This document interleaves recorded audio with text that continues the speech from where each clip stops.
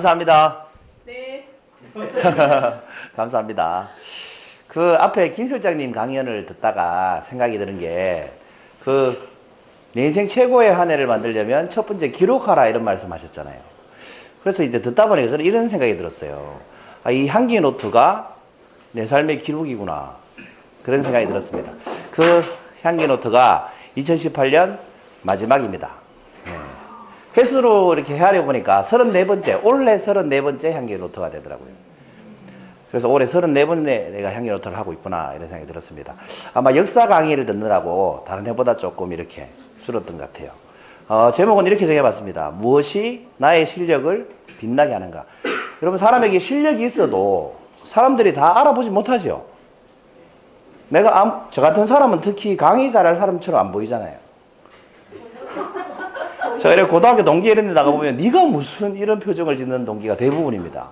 이 얼굴이 거의 강의할 얼굴이 아닌 것 같아요. 뭐 강의 가서도 교수 같아요, 조폭 같아요 하면 전부 조폭 같다고 그러고. 그러니까 이게 내가 아무리 강의를 잘하고 어떤 실력이 있어도 남들이 그걸 알아봐 주는 데는 시간이 걸린다는 거죠.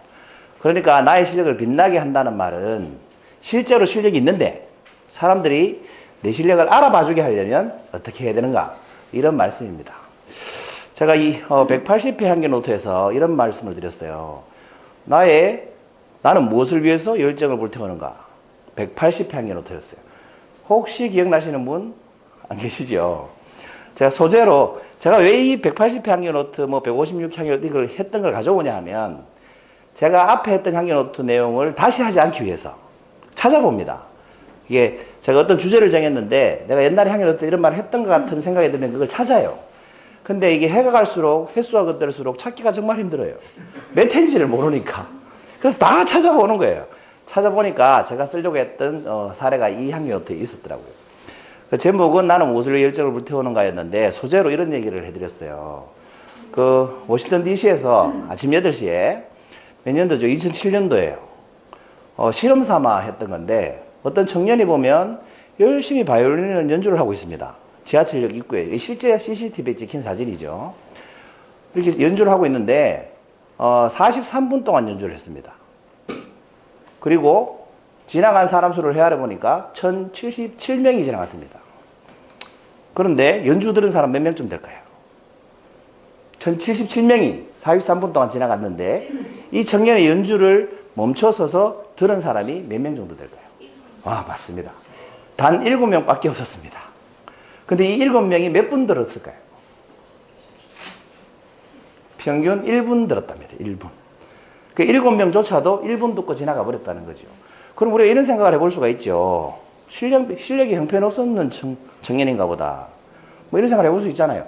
그런데 이 청년은 조슈아 벨이라는 세계적인 탑 바이올리니스트였습니다.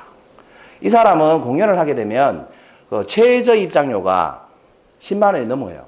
그런데 수천 명이 금방 매진이 될 정도로 실력이 대단한 바이올리니스트입니다. 그 최저 입장료가 $100인데 금방 매진이 되죠. 수천 명이, 관객이. 그런데 지하철역에서 몇 명이 들었어요? 7명이 1분 들었다는 거죠. 그리고 이때 지하철에서 연주했던 바이올린이 똑같은 바이올린입니다. 스트라디바리우스 40억이 넘는. 그런데 1077명은 그냥 지나갔다는 거죠. 이 청년도 못 알아보고, 연주도 못 알아보고, 바이올린도 못 알아보고 지나갔다는 거예요. 오늘 주제처럼 뭐예요? 실력이 있으나 사람들이 알아봐주지 못하더라는 거예요. 그래서 나는 무엇을 위해 열정을 태우는가의 주제는 이거였습니다. 우리가 열정을 불태우는 이유는 내 삶의 주인공이 되기 위해서 그 열정을 불태워라, 이런 메시지로 강연을 했었어요. 그렇지만 이 조슈아 벨은 지하철역에서 주인공이 되지를 못했습니다. 왜 주인공이 되지를 못했을까요? 실력이 부족해서였습니까? 그날따라 바이올린 연주가 잘 안 돼서? 아니었습니다. 그러면 1077명이 모두 수준이 너무 낮아서 그랬을까요? 아니었습니다. 둘 다 아니라는 거죠. 뭐 때문에 조슈아 벨은 그날 주인공이 되지 못했을까요? 실력은 그 자체로 빛을 발하지 못하기 때문에 그렇습니다. 그 실력이 아무리 있어도 실력 그 자체가 빛을 발하지는 못하기 때문에 그렇습니다. 그래서 제가 오늘 향기 노트 제목을 무엇이 나의 실력을 빛나게 하는가, 이렇게 정하게 됐습니다. 실력이 있어도 빛낼 줄 알아야 된다는 거죠. 그 첫 번째는 이겁니다. 두 가지를 말씀드릴 건데, 첫 번째 방법은 넘치는 자신감으로 상대방의 기대감을 높여라입니다. 그 상대방이 기대하게 만들어야 된다는 거예요. 예를 들어 제가 문제를 하나 내보죠. 당신에게 과제가 주어졌을 때 어떤 선택을 하면 당신이 가장 유능하다고 인정받을 수 있겠습니까? 이게 질문입니다. 이 과제는 뭐 숙제일 수도 있고 과제일 수도 있고 업무일 수도 있고 일일 수도 있고 뭐 강연 의뢰일 수도 있고 뭐가 됐든 간에 어떤 선택을 하면 가장 유능하다는 소리를 듣겠느냐 이 말이죠. 보기 중에 골라보십시오. 1번은 처음에는 겸손해서 기대치를 낮춘 후에 실제로는 잘해가지고 성과를 내서 칭찬받아야지. 이렇게 해서 이런 선택을 하는 겁니다. 잘 못해요 해놓고 잘하는 거죠. 두 번째 선택은 이거예요. 정확하게 예상되는 성과만큼만 상대에게 약속하고 그만큼만 성과를 내는 거예요. 그 정확성이 있죠. 약속도 지킬 수 있고. 세 번째는 이겁니다. 자신감을 드러내면서 탁월한 결과를 예측하고 걱정하지 마십시오. 엄청나게 잘할 수 있습니다. 라고 얘기를 한다는 거죠. 자신감 있게. 여러분 같으면 몇 번을 선택하시겠습니까? 3번 손 들어보세요. 2번 손 들어보세요. 1번 손 들어보세요. 그러시군요. 제가 답을 사실은 이미 가르쳐 드렸는데 1번이 뭐였어요? 목차 1위? 상대방의 기대감을 높여라. 그게 3번이 답입니다. 그런데 대부분의 사람들은 사실 1, 2번을 선택하죠. 저 잘 못해요. 여러분 앞에 나가서 강의해 보세요. 저 강의 잘 못해요. 이렇게 얘기하시죠. 그래놓고 앞에 나오면 정말 잘하고. 어떤 분은 적당히 잘해요 해놓고 나와서 적당히 잘하고. 보통 그렇게 선택을 한다는 거죠. 3번을 선택하는 사람은 잘 없습니다. 근데 정답은 3번입니다. 왜 3번으로 선택해야 되느냐? 만약에 예측한 결과가 나오잖아요. 그럼 이 사람은 최고예요. 내가 정말 잘할 수 있습니다 했는데 정말 잘해버리면 최고죠. 그런데 만약에 자기가 정말 잘할 수 있다고 해놓고 수만큼 할 수 있다고 해놓고 우만큼만 했어요. 그러면 사람들 반응이 어떨까요? 실망하는 게 아니라 실험을 해봤더니 실망할 줄 알았는데 실망하지 않고 그래도 1, 2번 선택한 사람보다는 유능한 사람 대우를 해주더라는 거예요. 신기하죠? 허풍쟁이로 몰지 않고 그래도 1, 2번 선택한 사람보다 더 유능한 사람으로 봐주더라 이 말입니다. 왜 그럴까를 심리학자들이 연구해 보니까 그게 바로 확증 편향이라는 증상 때문에 그렇습니다. 확증 편향. 확증 편향이 뭐냐 하면 사람들은 자신이 기대하는 거, 자신이 믿는 거, 자기 판단이 맞다고 믿는 거 거기에 해당하는 정보만 막 취합을 한다는 거예요. 그 정보에 어긋나는 것은 사실이 아니다라고 무시해버린다는 거죠. 그러니까 자신감 있게 내가 잘할 수 있다라고 말한 사람이 뭔가를 잘하잖아요. 그럼 사람들은 그걸 확증 편향적인 생각으로 잘하는 것만 체크를 하는 거예요. 실제 잘하네, 실제 잘하네, 실제 잘하네. 이렇게. 근데 못하는 건 기억하지 않는다는 거죠. 그러니까 잘한다고 말한 사람이 더 잘하는 사람으로 보인다는 겁니다. 못한다고 말했던 사람들처럼, 사람들보다. 왜 그러냐 하면, 다른 문제를 내보면 이런 식으로 표현할 수 있어요. 여러분, 다음 중 누가 더 골프를 잘 칠까요? 1번, 저는 골프를 사랑하고 즐깁니다. 2번, 골프는 너무 어려워요. 미치겠어요. 아무래도 안 돼요. 누가 더 골프를 잘 칠까요? 1번 같죠? 그런데 실제로 누가 잘 칠 줄 알아요? 몰라요? 몰라요. 여러분 왜 1번을 선택하셨습니까? 확증 편향적인 사고로 1번을 선택하신 겁니다. 여러분 고정관념이 그렇다는 거예요. 골프 사랑하고 즐기는 사람이 잘 칠 거라고 생각하시는 거죠. 그런데 이 사람은 필드 한번 나가본 적도 없는 사람일 수도 있어요. 근데 2번을 말하는 사람은 20년 동안 필드를 나간 사람일 수도 있어요. 제가 실제로 가르쳐 드려 보니까 10년 넘은 사람이 2번 얘기를 대부분 다 하세요. 초짜들이 1번 얘기를 더 많이 해요. 네. 또 다른 식으로 한번 문제를 내볼까요? 질문은 같습니다. 1번 스윙폼이 프로 같은 사람, 2번 스윙폼이 엉망인 사람. 누가 더 골프를 잘 칠까요? 당연히 1번이라고 생각하시죠. 그런데 이것도 역시 몰라요. 폼이 엉망이라고 스코어가 잘 나오지 않는 건 아니거든. 폼이 좋다고 공을 잘 치는 건 아니에요. 예를 들어서 여기 계신 최 원장님 같은 건 폼은 프로예요, 프로. 폼 완전 프로죠. 유연성도 겁나 좋고. 근데 스코어는 엉망이죠. 근데 우리 김 실장님 힘 겁나 좋죠. 폼은 별로예요. 근데 거리는 아마 훨씬 많이 날 거예요. 오늘 박 사장님 오셨어야 되는데. 박 사장님 구력이 20년이에요.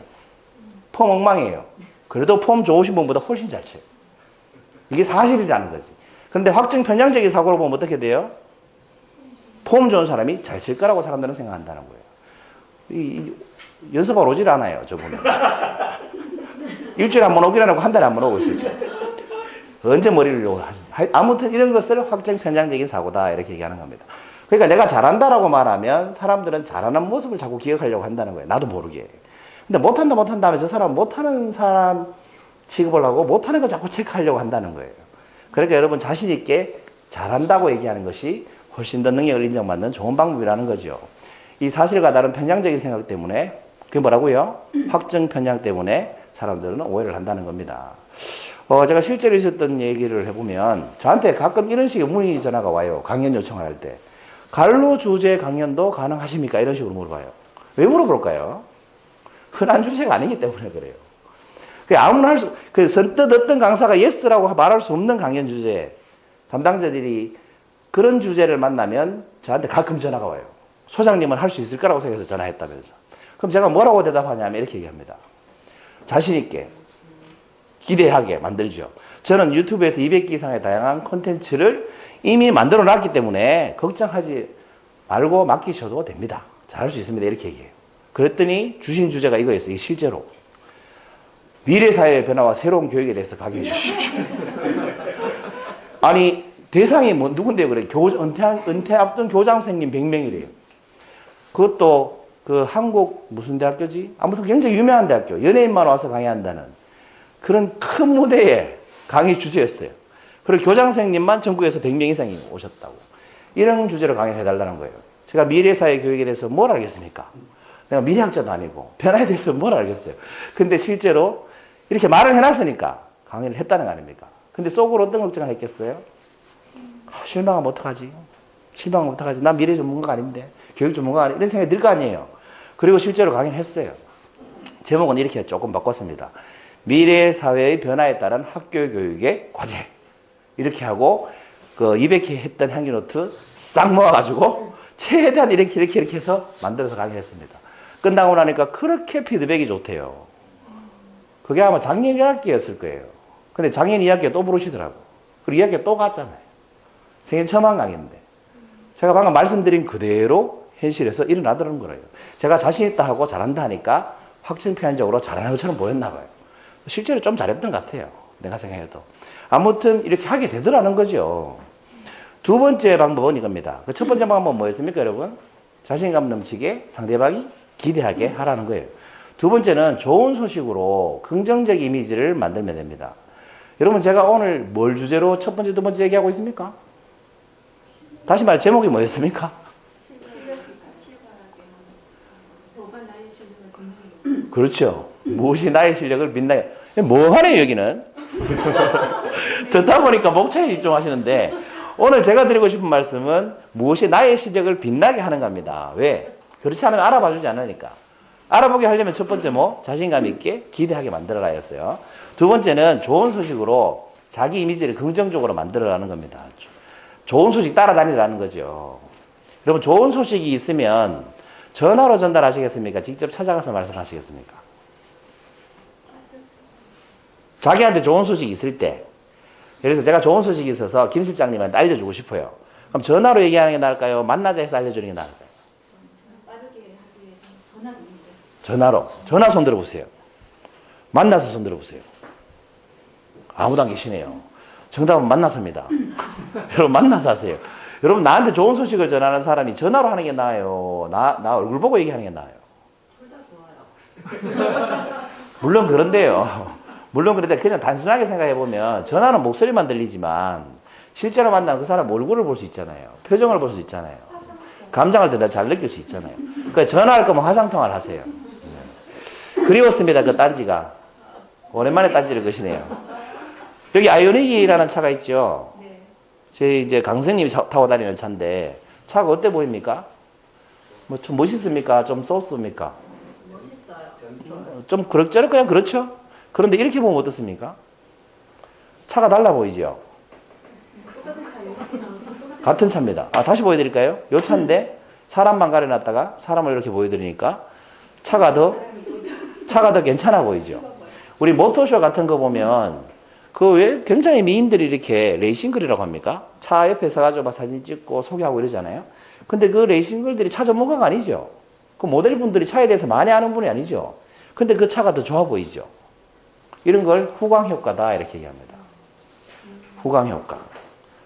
그러니까 후광 효과가 있기 때문에 좋은 이미지를, 좋은 소식을 내가 전달하면 그 좋은 소식의 후광으로 나라는 사람도 같이 좋아 보인다 이 말이에요. 그래서 좋은 소식은 직접 가서 전달하는 게 훨씬 좋습니다. 그리고 식당을 가든 회의를 하든 어디 앉으실 때는 어디 앉는 게 좋을까요? 후광 효과를 원한다면 이영희 선생님 자리보다는 여기가 나아요. 가운데가 낫다. 다 보이잖아. 다 제 얼굴이 보이잖아요. 그렇죠? 근데 이영희 선생님 자리에 앉아있으면 양쪽 옆에 사람 안 보이잖아. 그래서 내가 후광 효과, 좋은 이미지를 갖고 싶으면 모든 사람의 내 얼굴이 잘 보이는 자리에 앉는 것이 좋습니다. 그래서 왕들은 항상 가운데 앉죠. 회장은 다 가운데 앉죠. 그래서 이거를 후광 효과라고 하는데, 예를 들어서 이것도 제 경험을 얘기하면 이게 2010년 4월 17일에 찍은 겁니다. 이때는 카메라 수준이 별로 안 좋았어요. 그런데 참 신기하잖아요. 2017년 4월 달에 찍은 건데 지금이나 별 차이가 없는 정도가 아니라 제가 볼 때는 지금이 더 좋아 보이는데 참 감사한 일이에요. 우리 감사일기 쓰라고. 정말 매일매일 감사해요. 예, 뉴트론가요? 아무튼 이 사진입니다. 인물이 별로 좋아 보이진 않죠? 그런데 이렇게 보시면 어떻습니까? 같은 사진입니다. 그죠? 저만 사고 오래 냈다가 다시 보여드리는 거예요. 그 사람이 좀 더 나아 보이죠? 이런 게 후광 효과다 이 말입니다. 그러니까 강의를 좋아하시는 분들은 그만 웃으세요. 강의를 좋아하시는 분들은 유명한 강사하고 사진을 찍으면 그 사람이 강의를 더 잘하는 것처럼 보인다는 거지. 근데 사업을 하시는 분들은 유명한 사업가하고 사진을 찍잖아요. 그럼 그 사람이 더 사업을 잘할 것처럼 보인다는 거예요. 이해되시죠? 조금 덜 유명한 연예인은 굉장히 유명한 연예인하고 친하면 어떻게 돼요? 그 연예인이 더 유명한 연예인처럼 보인다는 거예요.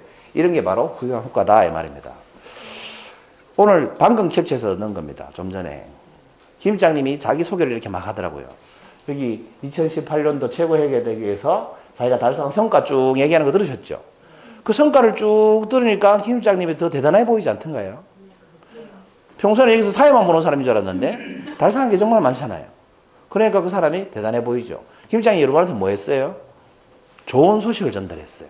자기가 이룬 성과를 전달했잖아요. 그리고 직접 얼굴 보고 했어요. 만약에 밴드에 이걸 올려놨다면 감흥이 있었을까요? 그래도 전화를 하겠다는 분 손 들어보세요. 직접 여러분 얼굴 보고 본인의 목소리로 본인이 감정을 실어서 여러분한테 했기 때문에 이미지가 좋아지는 겁니다. 제가 이 교환을 미리 검토할 때는 아무 감흥이 없었거든요. 근데 직접 목소리를 들으니까 감동이 오더라고요. 그러니까 좋은 소식을 직접 전달하면 긍정적인 이미지를 만들 수 있다는 겁니다. 그래서 저도 좋은 소식을 하나 드리려고 해요. 포스코 인재창조원이라고 아세요? 포스코 인재개발원이 창조원 이름이 바뀌었나 봐요. 포스코라는 회사는 아시잖아요. 굉장히 큰 기업 아닙니까? 거기에서 어제 강연 요청이 왔습니다. 그 1월 달에 신입사원 300명 대상으로 제가 포스코에 강연하러 갑니다. 한 번인 줄 알았는데 2월 달에 또 오랍니다. 그래서 2번 강연하게 됐습니다. 좋은 소식을 직접 전하니까 제 이미지가 좀 더 긍정적으로 보이십니까? 네. 그러니까 여러분 좋은 소식이 있으면 남을 통해서 말고 직접 그 사람한테 찾아가서 전하시면 내 이미지가 같이 좋아집니다. 반대로 생각하면 어때요? 나쁜 소식은 웬만하면 직접 안 전하는 게 좋습니다. 그래서 정리해보면 오늘 강의 주제가 뭐였어요? 무엇이 나의 실력을 빛나게 하는가? 내가 아무리 실력이 있어도 사람들이 알아봐 주지 않으면 빛이 안 나잖아요. 사람들이 나를 알아봐 주게 하려면 첫째 뭐 해라? 자신감 넘치게 상대방이 기대하게 만들어 주라는 거예요. 그건 실력이 있다는 전제하에서 그렇게 해야 됩니다, 여러분. 오해하시면 안 돼요. 실력이 없는데 그렇게 하면 그건 허풍적인 거예요. 그죠? 실력이 있는데 빛이 안 날 때 그렇게 하시라는 거죠. 두 번째는 뭐예요? 좋은 소식을 직접 전하면서 내 이미지를 긍정적으로 만들어 보시라는 거예요. 그래서 2019년이 며칠 남지 않았습니다. 오늘이 마지막 행여 노트인데 마지막으로 이런 말씀을 드리고 싶네요. 넘치는 자신감 그리고 많은 긍정적 이미지를 가지고 여러분 실력이 찬란히 빛나는 황금대제를 맞이하시길 바랍니다. 감사합니다.